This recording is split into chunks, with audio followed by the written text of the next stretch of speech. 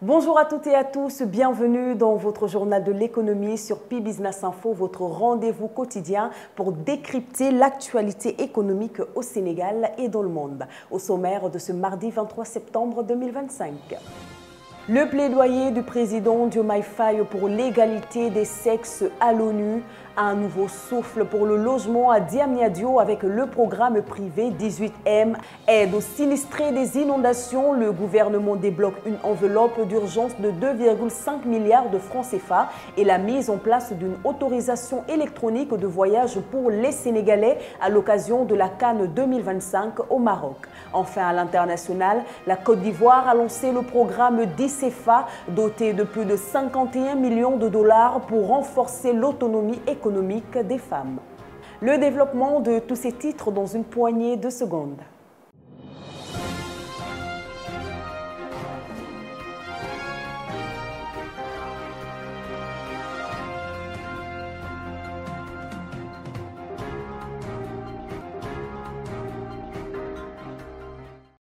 Démarrons cette édition de notre journal par l'actualité du chef de l'État sénégalais à New York au sommet de l'ONU.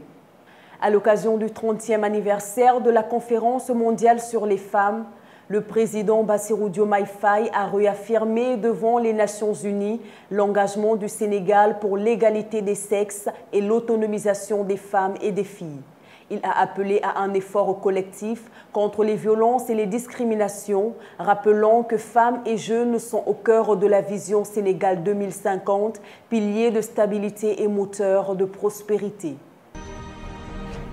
Au Sénégal, les recettes fiscales progressent, mais la flambée des dépenses inquiète.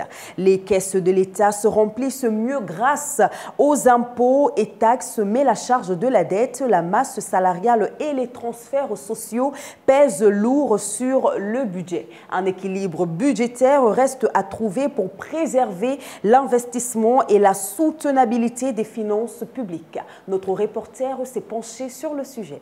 Les caisses de l'État se remplissent mieux, mais les dépenses s'emballent. C'est le constat dressé par la Direction de la prévision et des études économiques dans son dernier rapport sur la conjoncture. Au terme des 7 premiers mois de l'année 2025, les ressources globales du Sénégal hors dons s'élèvent à 2 575 milliards de francs CFA, soit une hausse de près de 10% par rapport à l'an dernier. Cette progression est portée par les recettes fiscales qui ont atteint 2 434 milliards. Les impôts sur les revenus et sur les sociétés, la TVA à l'importation, ainsi que la taxe sur les biens et services intérieurs sont les principaux moteurs de cette performance. À eux seuls, ils représentent des hausses cumulées de plus de 150 milliards de francs CFA. Mais tout n'est pas positif. Certains postes reculent comme les revenus du domaine ou les droits de douane sur le pétrole. Côté dépenses, la tendance inquiète. 2 986 milliards dépensés, soit une hausse de 131 milliards en un an. La charge de la dette, les transferts sociaux et la masse salariale pèsent de plus en plus lourd. Résultat, les investissements financiers sur ressources intérieures chutent de près de 40%, freinant les projets de développement. Le rapport de la DPEE met en lumière une équation délicate. Plus de recettes fiscales, mais une explosion des charges. Un équilibre budgétaire reste à trouver pour garantir la soutenabilité des finances publiques et préserver l'investissement. Dans le secteur de la riziculture au Sénégal, un nouveau contrat-programme pour booster la production nationale. Le ministre de l'Agriculture, Mabouba Diagne, a lancé à Saint-Louis le contrat-programme riz 2026-2030. L'objectif, réduire la dépendance du Sénégal aux importations et franchir un pas décisif vers l'autosuffisance. Notre reporter Abdoulaye Bari nous en dit un peu plus. Au Sénégal, une nouvelle page s'écrit pour la riziculture. Samedi, à Saint-Louis, le ministre de l'Agriculture, de la Souveraineté alimentaire et de l'Élevage, Mabouba Diagne, a lancé le contrat-programme riz 2026-2030. Une étape décisive vers l'autosuffisance alimentaire dans un pays qui importe encore chaque année plus de 1 million de tonnes de riz. Réunis à l'initiative de la SEAD, autorité, partenaires et acteurs de la filière ont salué les résultats historiques de la saison chaude de 2025. Mais tous reconnaissent l'urgence, réduire la dépendance aux importations et renforcer la production locale. L'heure n'est plus aux déclarations de principe, mais à l'action concertée. Le nouveau contrat-programme clarifie les responsabilités et mobilise les financements, explique Mabouba Diagne, ministre de l'Agriculture. Parmi les mesures phares, chaque grand importateur devra accompagner au moins 100 jeunes producteurs à raison de 5 hectares chacun. Un dispositif pensé pour soutenir la relève agricole tout en sécurisant le marché local. Un comité stratégique coprésidé par le ministère et le CIRI veillera au suivi et à la gouvernance. L'objectif est clair, faire de la riziculture le moteur de la stratégie nationale de souveraineté alimentaire et de l'agenda Sénégal 2050. À travers ce nouveau cycle de planification agricole, le Sénégal veut franchir un cap décisif, un pas de plus vers l'autosuffisance et vers l'ambition d'un pays maître de sa souveraineté alimentaire. Toujours au Sénégal, Mbelakadio, la zone agro-industrielle qui promet plus de 200 000 emplois indirects. La première zone agro-industrielle de Mbelakadio, dans la région de Fatick, s'apprête à devenir une véritable vitrine de la transformation agricole au Sénégal. Un projet phare promet des milliers d'emplois et de nouvelles opportunités pour les populations locales. Khadija Soumaré nous fait le point. À Fatick, au cœur du Sénégal, la zone agro-industrielle de Mbelakadio se prépare à écrire une nouvelle page de l'économie nationale. La première agropole sortie de terre parmi les 22 prévues dans la zone centre, elle promet plus de 200 emplois indirects et s'impose déjà comme un levier majeur de développement. En visite sur le terrain, le ministre de l'Industrie et du Commerce, Serigne Gueye Diop, a confirmé que l'agropole sera opérationnelle d'ici 2 mois. À cette échéance, un appel à candidature sera lancé pour accueillir les premières entreprises avec la distribution des permis d'occuper. Une attention particulière sera portée aux populations locales avec une priorité donnée aux habitants de Fatick. Car au-delà des chiffres, cette infrastructure est avant tout pensée comme une opportunité pour la région. La vocation des agropoles est claire: transformer les matières premières agricoles en produits agroalimentaires compétitifs, destinés aussi bien au marché local qu'à l'exportation. Avec Mbelakadio, c'est toute une chaîne de valeur qui se met en place, de la ferme aux usines, jusqu'au port de Ngaronga, qui devrait bientôt être réhabilité pour accompagner ses exportations. Au total, les 22 agropoles prévus dans la zone centre devraient générer près de 130 000 emplois directs et plus de 200 000 indirects, pour un investissement global de 107 milliards de francs CFA. Rien que pour Fatick, 13,5 milliards de francs CFA sont mobilisés. Avec le lancement imminent de Mbelakadio, le président enclenche une nouvelle dynamique: transformer son potentiel agricole en richesse industrielle, en emploi et en espoir pour toute une génération. En bref, dans l'actualité locale, aide aux sinistrés des inondations. Le gouvernement a débloqué une enveloppe d'urgence de 2,5 milliards de francs CFA, soit 4,5 millions de dollars, pour venir en aide aux populations touchées par les inondations. Ces fonds financeront à la fois les travaux de drainage et l'assistance directe aux sinistrés dans un contexte où les aléas climatiques font perdre à l'Afrique jusqu'à 5% de son PIB chaque année. Importation d'oignons. Pour éviter une rupture d'approvisionnement, le Sénégal a autorisé les importations d'oignons jusqu'au 31 décembre 2025. Malgré une production locale record estimée à 450 000 tonnes, la demande reste supérieure. Le pays devra recourir à ses fournisseurs traditionnels, principalement les Pays-Bas et le Maroc. Accès au logement Diamniadio.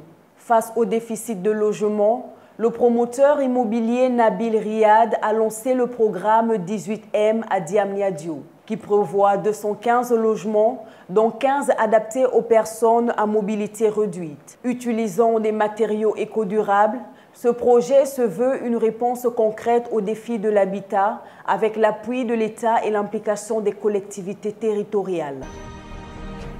Coopération Sénégal-Arabie Saoudite. L'Arabie Saoudite a financé plus de 27 projets au Sénégal pour un montant global de 278 milliards de francs CFA. Actuellement, 95 milliards soutiennent 4 projets majeurs dans les infrastructures et transports, dont l'autoroute Dakar-Tivaouane-Saint-Louis. Le Royaume sera d'ailleurs l'invité d'honneur du forum Invest in Sénégal en octobre prochain.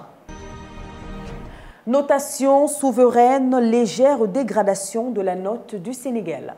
La Guinée obtient sa première notation souveraine positive avec un B+, grâce à son secteur minier. Le Sénégal, lui, voit sa note rétrogradée par S&P et Moody's en raison des tensions budgétaires et politiques. Toutefois, des experts rappellent que Dakar conserve des atouts structurels solides, notamment avec l'arrivée des hydrocarbures et le rebasing du PIB, qui devrait transformer durablement son économie. Santé animale, vaccination record. La campagne 2024-2025 de vaccination du cheptel a atteint des taux records dépassant 94% pour la plupart des espèces. Plus de 5,8 millions de petits ruminants, 2,3 millions de bovins et 247 000 chevaux ont été immunisés. Malgré une faible couverture pour les volailles, cette performance renforce la sécurité alimentaire et la filière pastorale au Sénégal. Cannes 2025 au Maroc. À l'occasion de la Cannes 2025, prévue du 21 décembre au 18 janvier, le Maroc instaure une autorisation électronique de voyage pour les Sénégalais. Cette mesure exceptionnelle et temporaire vise à fluidifier les formalités d'entrée, notamment pour les supporters. Elle sera en vigueur du 25 septembre 2025 au 25 janvier 2026. Secteur minier sénégalais. Le ministre Birame Souleye Diop appelle à faire du secteur minier un pilier stratégique du développement. Il a dénoncé des pratiques clandestines sur plusieurs sites dans le pôle sud et plaidé pour une gouvernance transparente et respectueuse de l'environnement et des communautés. Phosphate à Kolda. Un potentiel gisement de phosphate a été découvert à Medina El Hadj, dans la région de Kolda. Les explorations se poursuivent pour confirmer la présence de minerais, mais les autorités insistent déjà sur l'importance d'une exploitation encadrée afin d'éviter les dérives constatées sur d'autres sites. Émigration irrégulière, acte héroïque. La Marine nationale a secouru une pirogue transportant 259 migrants irréguliers au large de Dakar. Les rescapés ont été débarqués à la base navale Amiral Faye Gassama et confiés aux autorités compétentes. Ce nouvel épisode confirme la persistance des départs massifs malgré les risques. Fermons l'actualité locale par cette bonne nouvelle. Papa Amadou Sarr, promu à la tête de Porteo Group. L'ancien directeur exécutif de l'AFD, Papa Amadou Sarr, prend la direction de Porteo Group, géant ivoirien des infrastructures présents dans 7 pays africains. Avec plus de 10 000 collaborateurs et une croissance de 36% en 5 ans, le groupe mise sur son expérience internationale pour accélérer son expansion et renforcer son rôle dans le développement économique du continent. À l'international, en Côte d'Ivoire, autonomisation des femmes. La Côte d'Ivoire a lancé le programme d'ICEFA, doté de plus de 51 millions de dollars pour renforcer l'autonomie économique des femmes. Prévu sur 5 ans, il vise à soutenir 105 000 ménages, créer 200 entreprises féminines et accompagner 10 500 coopératives. Ce programme inclut des solutions digitales pour la production et la commercialisation avec un chiffre d'affaires collectif attendu de 50 milliards de francs CFA par an. Rwanda, Azerbaïdjan, 5 accords signés. Le Rwanda et l'Azerbaïdjan ont signé 5 accords de coopération dans les domaines de l'aviation, l'éducation, l'agriculture, les services publics et le commerce. La visite officielle du président Paul Kagame à Bakou vise à renforcer une relation bilatérale entamée en 2004, mais encore marquée par des échanges commerciaux faibles. Égypte Textile, une usine à 70 millions de dollars inaugurée.